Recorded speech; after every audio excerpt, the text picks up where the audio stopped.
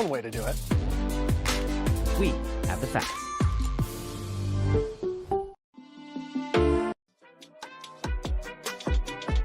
Hi, my name is Rick Howell. I'm a TV guy, and this show is called Talk Back to Television. It's about the business of television, how we make the programs, how we distribute the programs, and mostly how we pay for the programs. Because if we can't pay for the shows, there's nothing to watch. Stay tuned.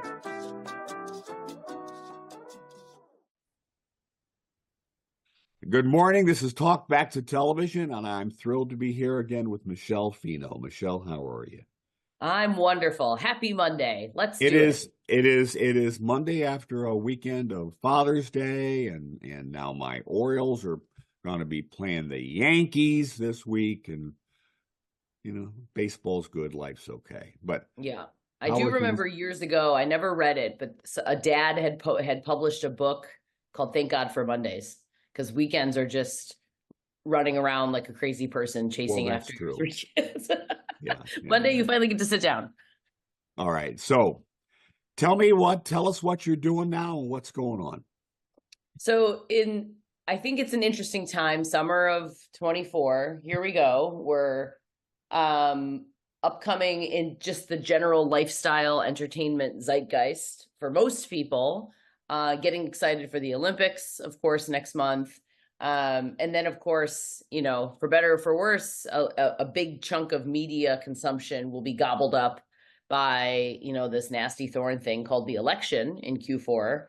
But what does that mean for right now? I think the opportunity is, in a perfect world, if it takes 6 to 12 months to really put together a strong branded entertainment project where you have the right ingredients at the right time and the right budget and everybody's in line with the right objective, I think 2025 will be a great year for branded entertainment. Now, the trick is, as I had started, you've got an Olympics, you've got an election, half the world is in Cannes. How do you get all those right ingredients to focus and start to think about Q1, Q2, Q3 of 2025? And the fact that you actually have to prioritize the green light of some of those BE projects now. Yeah. Okay. Let's walk back at least one step. Branded entertainment, that is your specialty. Yep. Tell us all what that is. So in my opinion and in my experience, branded entertainment is the business overarching, you could argue, 7 or 8 different forms of advertising or marketing. There is, of course, branded content, which is what everybody thinks of first and foremost when they hear BE.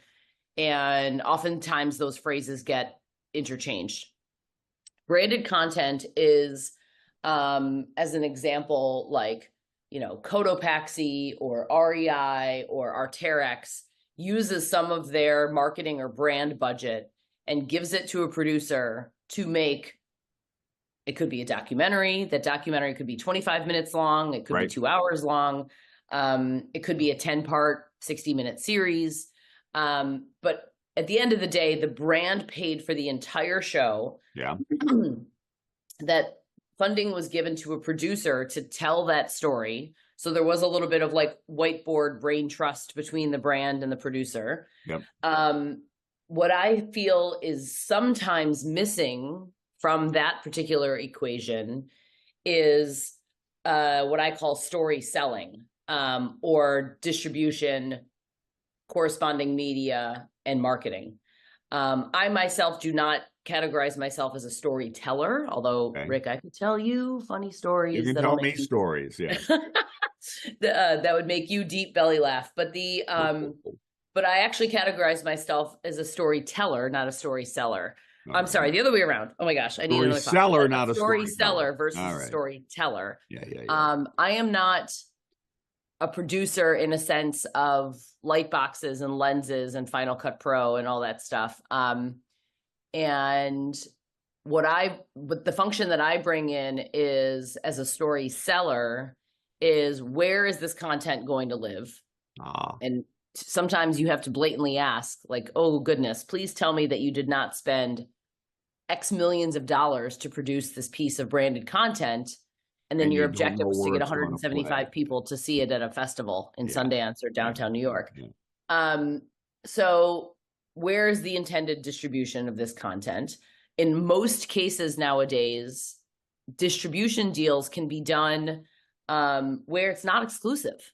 So if something is on Right. CW, it can also be on Crackle. If something is on YouTube, it can also be on ABC and eventually Hulu. If something is on, like, it doesn't matter, because in the water cooler conversation or coffee pot conversation, if I was just physically hanging out with you, Rick, we'd be like, oh, what have you watched lately? We're like, oh, my husband and I just laughed our way through Beef, and we love, can't wait for the next season of Only Murders in the Building. And right now he's watching something, some, criminal, whatever show, drama series that was set in New York in the 70s.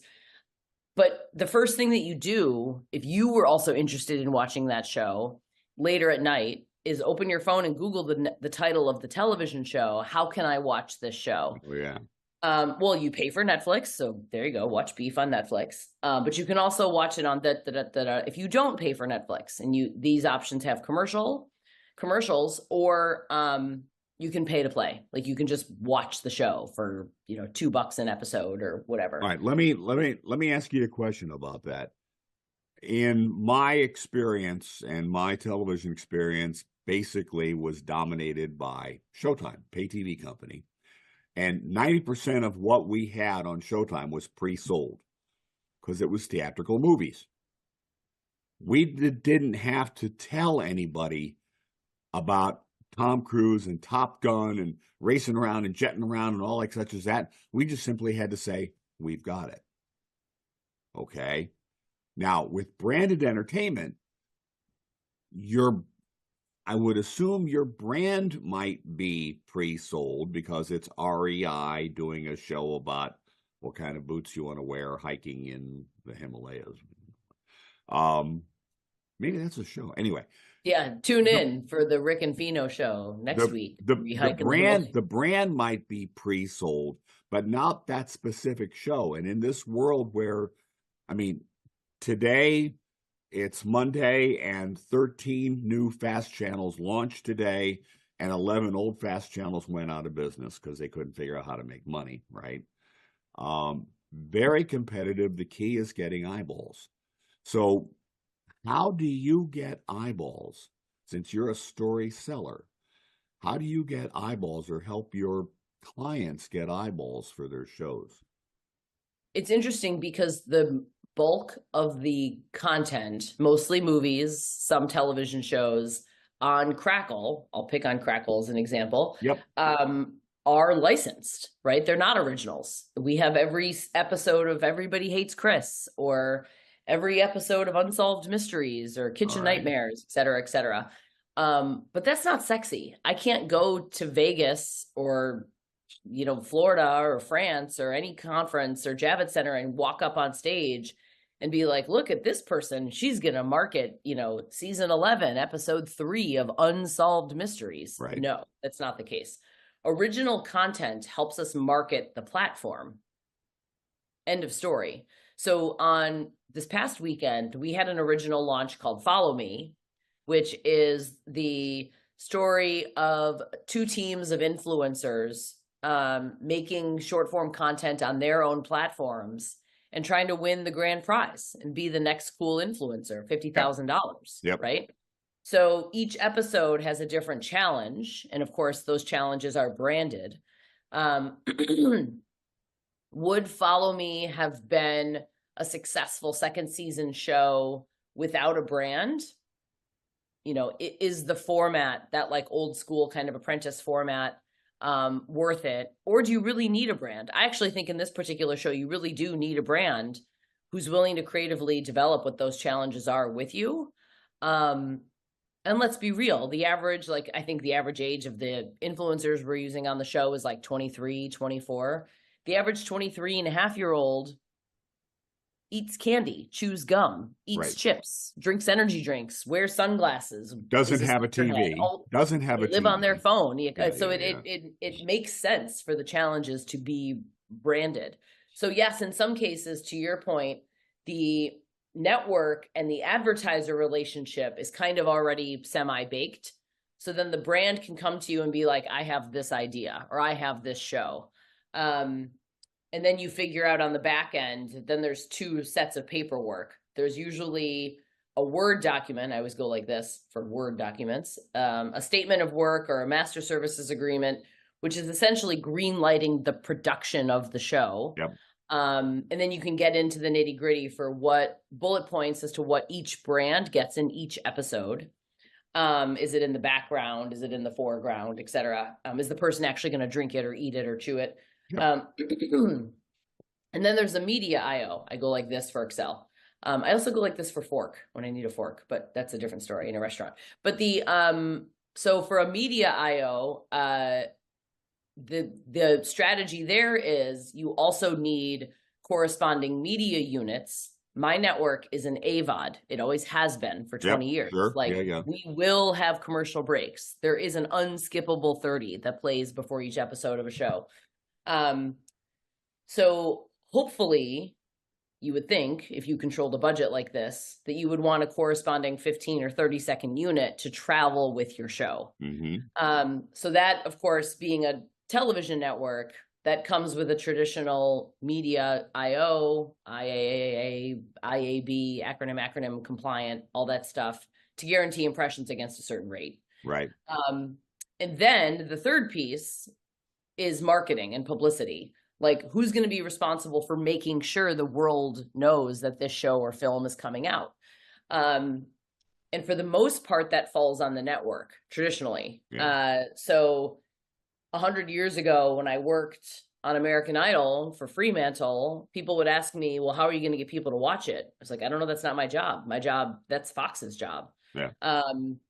And luckily, Fox marketing was very good at their job. I don't think you could go anywhere on earth without seeing some sort of marketing collateral for the American Idol television show back in 2005. So, so now that those lines are getting blurred as well. What marketing and publicity responsibility falls on the brand in this, in the case of Follow Me, Mars Wrigley, what marketing responsibility falls on the production company. And usually it's not a production company itself does not usually have a big brand or social presence, but the talent does. So making sure that the production company has baked that into their agreement with each of the people in the show. And then, of course, a traditional marketing department at a network like Crackle. Yeah. They're awesome at publicity and marketing. So, all right, listen, we just ran through our 10 minutes. Oh, okay. So I didn't even get to like the recipe section or where that's okay. Something. This is really important. Everybody in our business would love to have Michele Fino working on their projects.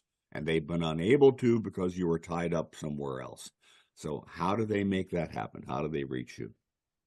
I think at the end of the day, just text me, LinkedIn me, email me, fax me. Well, we will reach out either through me or through Rick Howell, the lovely Rick Howell. And now it has my details too. Right. But yeah, I think it's all about getting projects made and getting them seen and interacted with the general public. Why would you ever spend the time and energy and human capital to make a branded content project and then you actually don't care who sees it? Yeah, I know. That's sad emoji. It is really true. All right, listen, I'm going to post this. This will run next week. We'll make sure we have your LinkedIn link there. So dress that up and make sure people know how to reach you. My fax number, all the things. All those things. All right. Michele Fino, thank you for your time. I really appreciate it. Thank you, Rick. You're the best. Okay, bye-bye. Bye.